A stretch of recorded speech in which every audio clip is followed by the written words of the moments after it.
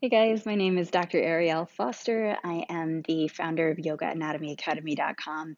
I'm a physical therapist, a yoga teacher in Washington, D.C., and the creator of Fascia Release for Yoga, the online course mixing myofascial release techniques and yoga for Yoga Journal. Today, I have a really yummy practice for your neck and upper shoulders area and a couple of really fun techniques to show each of you.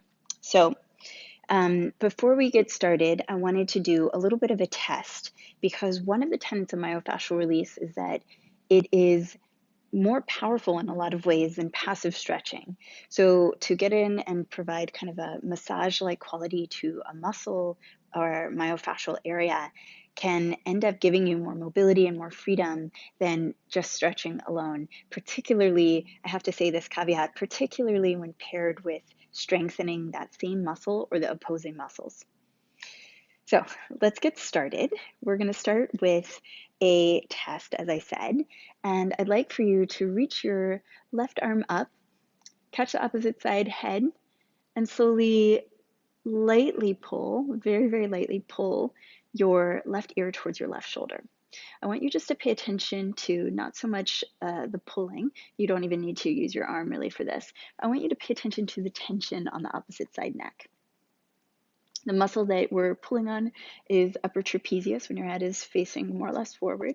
And then you can get to a different set of fibers in that same muscle and to levator scap as you turn your chin down, maybe a quarter turn down.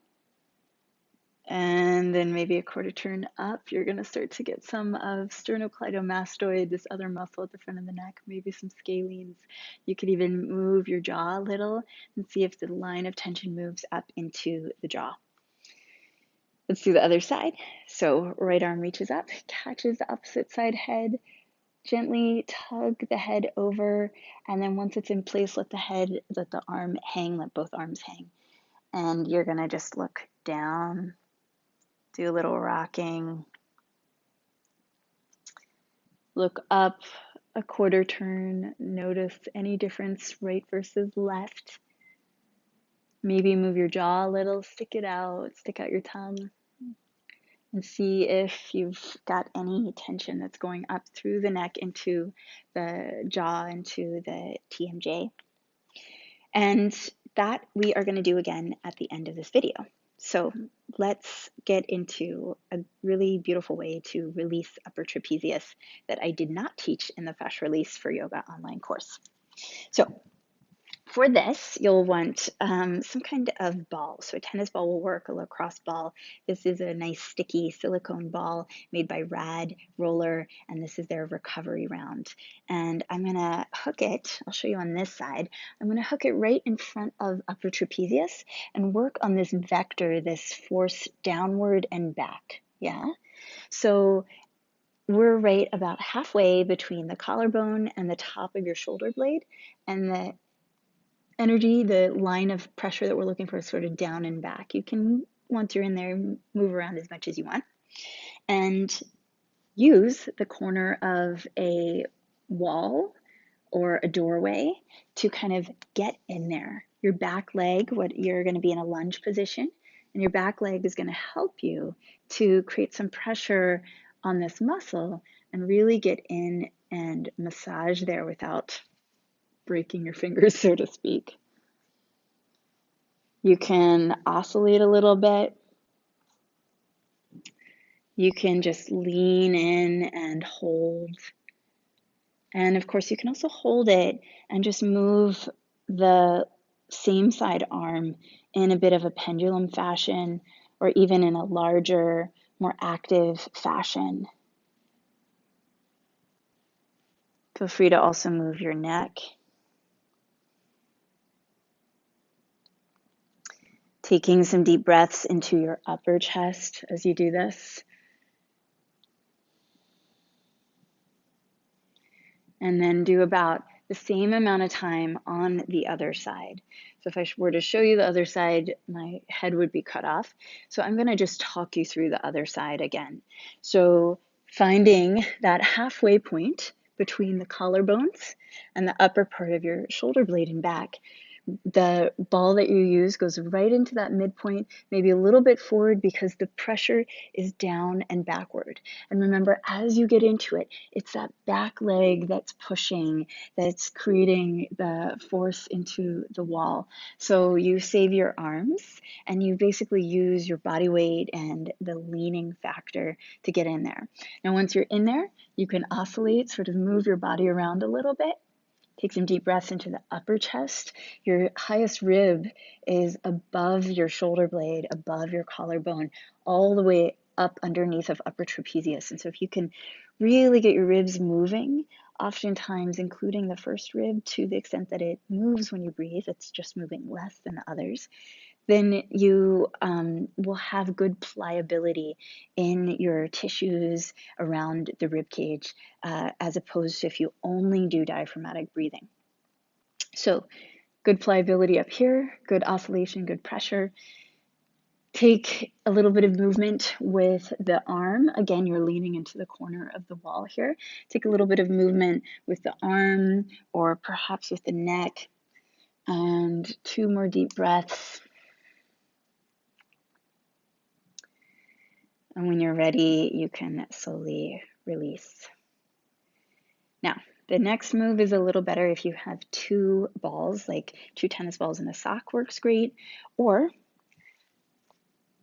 so many great tools exist on the market now. You can buy this one from Rad Roller, which is a little duo. And this one is nice because it can go on either side of your spine. So we're not doing any bony mobilizations, just staying more on the softer tissue. Or if you want real luxury, I would recommend this. This is called the Helix, also made by Rad. And it again has a little groove for the spine. So we're going to set this up at the wall, hopefully more elegantly than I just did.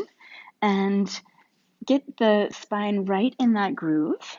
Walk your feet out and just move through a little bit of a squat to stand so that you start to roll slowly through the tissues here of the upper back attached to the ribs.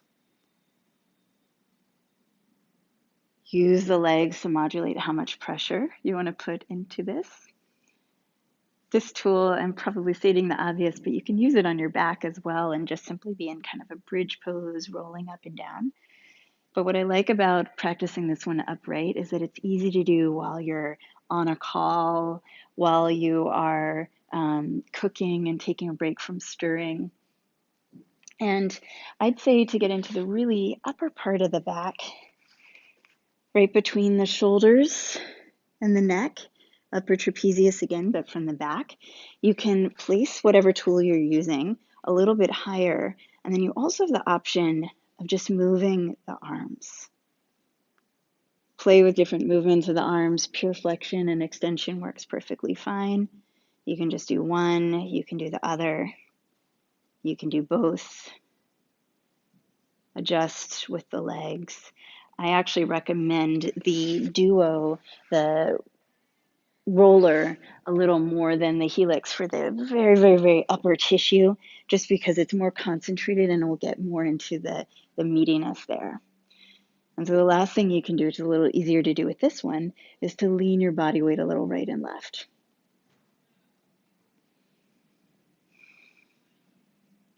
All right, come back to that one whenever you're having tension in your upper back and neck area. I want to also teach you how to access the pecs through myofascial release. Now, in the course, I teach you a way to do this on the floor with a block. But again, just like the tools and techniques I just showed you for the upper back, you can do it in standing as well. So we're going to go back to a single ball. Of course, if you have a duo, you can use it. But the pecs have a lot of nerve tissue in it. The anterior axilla is the armpit area, and there's a lot of nerves that have to travel down and innervate our arms. There's also breast tissue here, so you want to be cautious and careful around the breast tissue and not just forcibly jamming into it. So something soft and squishy like this miracle ball is really nice. And of course you can use something like this recovery round again. So let's start with the squishier one and move on from there. If you have a corner, that's really great, because what I'm going to show you is leaning in, and I'll be turning my head so that my face doesn't touch the wall. So take the ball right under the collarbone on whatever side you're starting with. And then again, stagger your feet. Start to use the body weight to get a little rolling in here. You can get to anterior delts, the very front of the shoulder. You can get to the tissue at the armpit itself, so pec major, pec minor a little bit. Pec minor is pretty deep, so don't feel that you have to go deep very quickly. It might take some time. And you can also go right along the collarbone. So see how I'm just moving a little horizontally side to side. I'm going to switch to the smaller ball so I can be a little bit more targeted here. And with the pec mobilization, it can often be helpful to move your arms. I'm going to show you with my free arm. This is not the one that you would be moving at home, but the arm in back, the arm that you're actually treating, that's the one that you're going to move, and you're going to be squeezing your shoulder blade back towards your spine and releasing, so that as you do this myofascial release to your pecs, you're getting the neural input to activate the opposite motions, the opposite muscles. So when you're ready, switch sides, and I'm just going to stand up so I don't have to turn away from you. But we're moving in this area right here underneath the collarbones. You can go all the way onto the front of the shoulder, anterior deltoid, all along underneath the collarbones, into the front of the armpit, into this zone right through here. And then if you have something smaller, tackier, you can be a little bit more assertive in areas where the pressure is not too great, where you don't feel any numbness or tingling, obviously, where you don't feel any cutting off of circulation, and where you do feel some good release. Along the breastbone, so your sternum, you can also do myofascial release, again, being really sensitive to any breast tissue. But working just to the right or just to the left of that can be surprisingly potent and interesting. So that's the pecs. Spend as much time there as you need. And this last little bit of time, I'm going to spend with you showing you how to access just the front of the neck. So let me put the miracle ball down. So we're going to go with the ball just to save your hands, but you could do the same thing with the side of your hand or your thumb, the side of your thumb, or even just pinching. We're going to go on top of the collarbone. So I'm going to slowly glide here along the left side of my neck until I get pretty close to upper traps. Now I'm actually probably on middle scalenes, and I'm going to create that posterior and outer vector or force line of force, and then just move my head a little left and right until I feel those lines of tension. I call these the Stevie Wonders. Do anything that feels good. Stevie Wonder would just move in a way that feels good, right? Do anything that feels good here. You can open your jaw, close it. You can roll a little bit, but don't be surprised pinning, this kind of pinning technique and holding it, and then just moving your body. Really potent, really simple. Let's get to the other side. So we're going to glide along the front of the collarbone. And again, I'm going to pause kind of at that halfway mark, not quite to the shoulder, not quite the neck still, and I'm going to be pushing out and back. So posterior and lateral. And then once I get that good spot, I'm going to move my head. This is hopefully, theoretically, freeing up some mobility in the middle scalenes. There's no need to rush with any of this. I encourage you actually quite strongly to go back and press pause at any body parts that feel like they need a little extra TLC, tender loving care. And again, turning your head to the side, opening and closing your jaw as needed. So I want you to notice that we have not done any passive stretching in this little miniature practice today. That all we've done is myofascial release, breathing, no extreme ranges of motion per se. And let's just see if it made a difference in the mobility of the neck. So allow your head, left ear, to come towards the left shoulder. You can use your arm or not. Just as you did before, you're going to turn down a quarter turn, up a quarter turn, and just notice. Maybe open your jaw, stick out your tongue.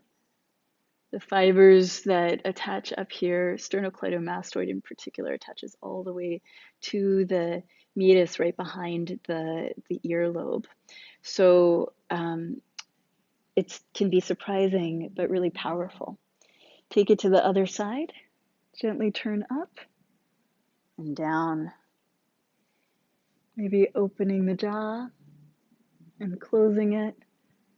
And just notice any difference from one side to the other. I hope you got a little more freedom from this. If not, try it a couple more times. See if a few repetitions is useful. And if you're interested in more practices like this gorgeous myofascial release practice, especially in how they relate to yoga, then I highly recommend checking out Fascia Release for Yoga. It's my online course with Yoga Journal. It's a 6-module program. It is being relaunched, and so there's a new discount code available if you look for it. And you can find out more about me at my 2 websites, yogaanatomyacademy.com and sacredsourceyoga.com. Yoga Anatomy Academy is my blog where I talk all sorts of really interesting topics on yoga, anatomy, functional movement, and the evolution of asana. So I hope to see you there. Thanks so much, and until next time.